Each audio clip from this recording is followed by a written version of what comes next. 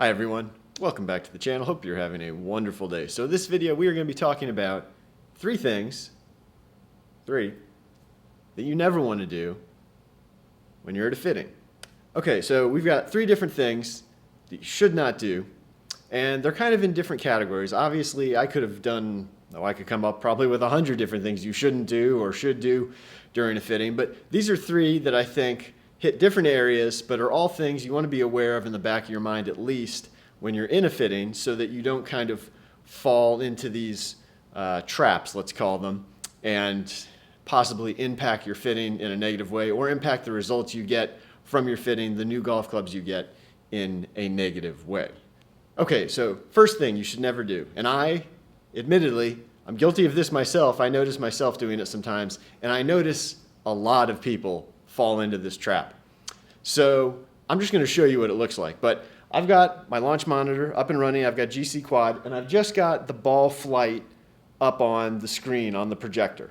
All the data I've got over on my monitor over here on the side.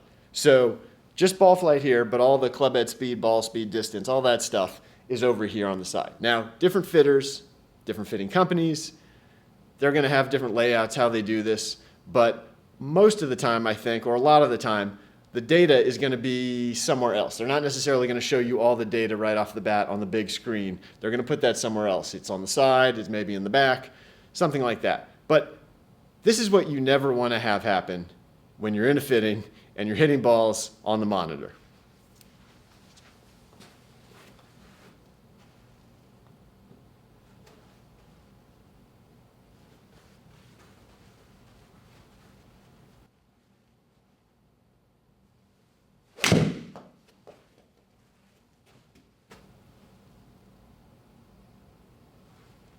Now, I'm guilty of this myself. I see it all the time, and I notice it with other people when they get on a launch monitor. And I basically just refer to this as number hunting or number searching, because in the back of your mind, or it's in the front of your mind really, from the moment you set up over that ball to the moment you make impact, you're thinking, what are my numbers? What was my ball speed? What was my club speed? What was my smash factor? Blah, blah, blah, blah, blah. And you're looking around from the moment you hit the ball. So you're not making a natural swing. You're not making the swing you make out on the golf course, because you're pulling out of it, you're cutting it short, you're doing any number of things that aren't being realistic and accurate as far as what you would usually be doing on the golf course. So my best piece of advice, honestly, comes from one of those really old golf lesson adages, which is hold your finish, right? If you're hitting on a launch monitor and you are worried, or you're starting to see that I'm kind of sneaking a peek, trying to get an early glance of what those numbers are, really focus on holding your finish. Don't worry about what the numbers are. Just finish your swing, and then once it's done, then check out the numbers. Remember, the numbers aren't going away. They're not going to disappear forever. We can bring them back. So take a good full swing, hold your finish, and then check out the numbers. All right, second thing you don't want to do at a fitting, and that is just focusing on one number. Most people come into a fitting, especially with drivers or shaft fittings, and they're just looking at that total distance number. But look, you're getting a lot of information when you go to a fitting like this, right? If you've got a high-end launch monitor like a GC Quad or a TrackMan, it's giving you a lot of data. It's giving you ball speed, club speed, backspin, side spin, launch angle, angle of attack, all sorts of different things. And so you don't just want to focus on the total distance number, because if you just do that, you may have 4 different options, and you may say, oh, option C was the best because I hit it the furthest. But if you don't go back and look to actually see, well, why was it going further? Was it the spin was significantly lower? Was the launch angle better based on my club head speed and giving me better rollout?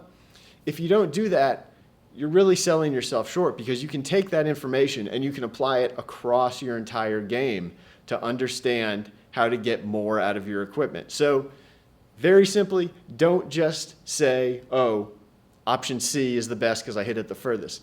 Go back, look, and actually try and figure out, why did it go further? Was it an increase in ball speed? Was it a drop in spin, a different launch angle?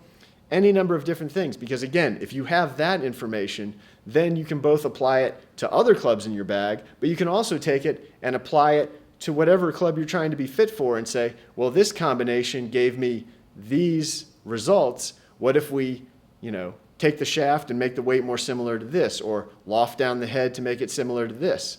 It's going to give you better options. It's going to give you more precise results if you understand why the ball flies like it does. So don't just focus on one number. Actually try and understand why that number happens. Okay, number 3, and this is less about something that you're doing, more that it's something that's maybe offered to you in a fitting, and that is paying for shaft alignment. Now, it may go by different names. In a lot of cases, you're going to hear shaft puring or SST pure, can also be referred to flowing, spining, but they're all sort of under this umbrella of shaft alignment, which is this idea that if you rotate a shaft in a certain orientation, you will make the shaft better, you will make it longer, you will hit it straighter, all these different things. Now, I think my view on this is pretty well established. I've done a number of videos on it trying to show why it just doesn't make any difference. It doesn't work. It doesn't help. The entire idea is based on completely flawed premises. But I will just say, do not pay money for this process. If someone wants to do it for free on your clubs, if they offer it as part of how they build golf clubs, then whatever. It's not really going to make any difference. So if they do it for free, again, it's not going to make any difference.